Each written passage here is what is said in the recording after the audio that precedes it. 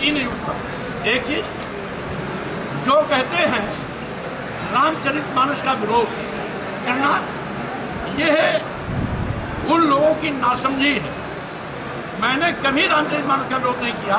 रामचरितमानस के उन चौपाइयों का विरोध किया जिन चौपाइयों के माध्यम से जय बड़ाधम तेल कुम्हारा सुपच किरात कोल कलवरा के करके SC ST OBC के लोगों को अधम कहा गया, नीच कहा गया। मैं उस चौपाई का विरोध किया गया जिसमें कहा गया कि ढोल गंवार सूद पशु नारी सकल ताड़ना के अधिकारी, यानी देश के समस्त पुत्र SC ST OBC एवं महिलाएं मारने पीटने के प्रताड़ित किए जाने की बात कहें, मैंने उसका विरोध किया। मैंने उसका विरोध किया कि इन्होंने लिखा कि पूजे विप्र सकल गुणहीना, इससे हमें कोई आपत्ति नहीं, लेकिन आगे क्या लिख दिया कि पूजन शूद्र गुण ज्ञान प्रवीणा, मैंने इसका विरोध किया है।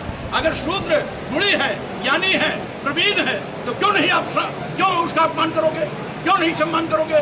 स्वाभाविक रूप से जो SC ST OBC दलित आदिवासी पिछड़ों महिलाओं के अपमान के लिए बात लिखी गई है, स्वामी प्रसाद मौर्य उसका विरोध किया है, आज भी कर रहा है, आगे भी करता रहेगा। अगर कोई इसको गाली मानता है तो उसको मुबारक हो, लेकिन मैं किसी को गाली देने का आदि नहीं। अपने बयान क्या कायम है? पूजा पाल को निष्कासित किया गया, उसके बाद पूजा पाल लगातार अखिलेश यादव पर आरोप लगा रही है कि वो मेरी हत्या कराना चाहते हैं, उनकी पार्टी मेरी हत्या कराना चाहती है। पहली बात तो पूजा पाल जी और समाजवादी पार्टी के अंदरूनी मामला है, उसमें मैं कोई टिप्पणी नहीं करूंगा। लेकिन उससे ज्यादा महत्वपूर्ण यह है, अभी अभी दिल्ली में जो एक परीक्षा हुई थी जिसके विरोध में लड़कों ने धरना प्रदर्शन आंदोलन किया था, कल 8-10 लड़कों को दिल्ली में गिरफ्तार किया। यानी भाजपा सरकार चोरी भी करे, सीनाजोरी भी कर रही है, नकल भी कराती है और नकल करने वाले के विरोध करने को जेल भी भेजती है। ये है उल्टी गंगा बह रही है।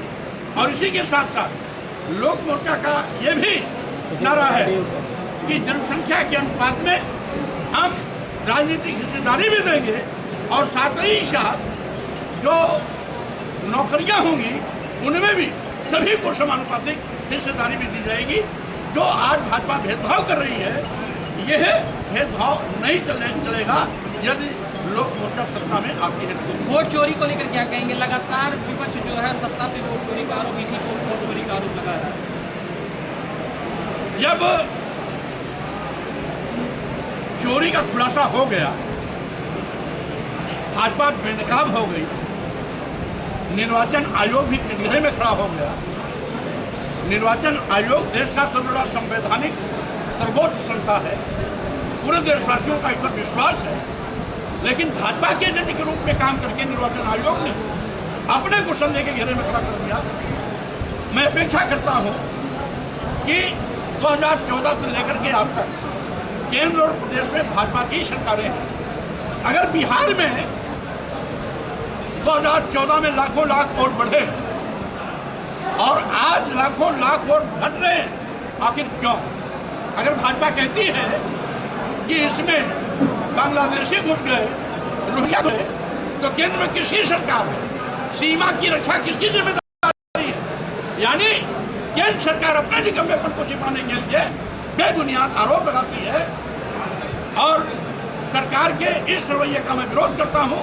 साथ ही साथ जो SIR के नाम पर बिहार में वोट काटने का बात किया जा रहा है, उसको तत्काल रोका जाए। निर्वाचन आयोग से मैं मांग करता हूं।